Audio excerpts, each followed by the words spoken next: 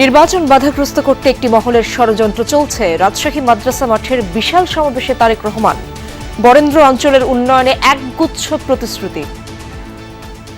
আরেকটি মহল ষড়যন্ত্র শুরু করছে, ভেতরে ভেতরে ষড়যন্ত্র করছে কিভাবে এই নির্বাচনকে ক্ষতিগ্রস্ত করা যায়, কিভাবে বাধাগ্রস্ত করা যায়।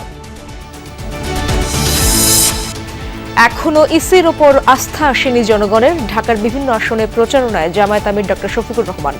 ভোটের পরিবেশ নিয়ে অসন্তোষ। আপনারা উপযুক্ত পদক্ষেপ নিয়ে জনগণকে আস্থায় আনেন। যদি আস্থায় না আনেন তাহলে ব্যর্থতার দায় আপনাদেরকে বহন করতে হবে। সারা দেশে জমজমাট নির্বাচনী প্রচার, নতুন বাংলাদেশ গড়ার প্রতিশ্রুতি। দুর্নীতি চাঁদাবাজি রুখতে জোর দিচ্ছেন প্রার্থীরা। কোরআনী বিধান, ইসলামী বিধান চালু হলে হিন্দুরাও সবচেয়ে নিরাপদ থাকবে। কোন রকম দুর্নীতির মধ্যে যাইনি।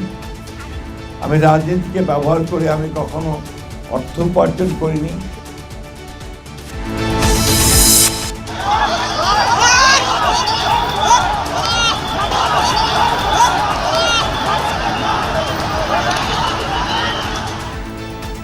শেরপুরে নিহত জামায়াত নেতার জানাজা, ঝিনাইগাতীর ইউএনও ও ওসি প্রত্যাহার।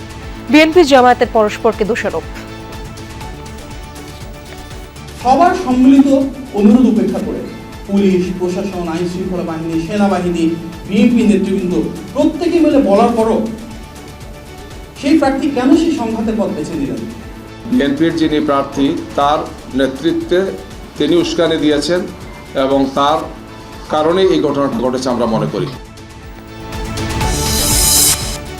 নাইকোর অবহেলাতেই সুনামগঞ্জের ট্যাংরাটিলা গ্যাস ক্ষেত্রে বিস্ফোরণ, রায় আন্তর্জাতিক আদালতের। বাংলাদেশকে $4,20,00,000 ক্ষতিপূরণ দেওয়ার নির্দেশ।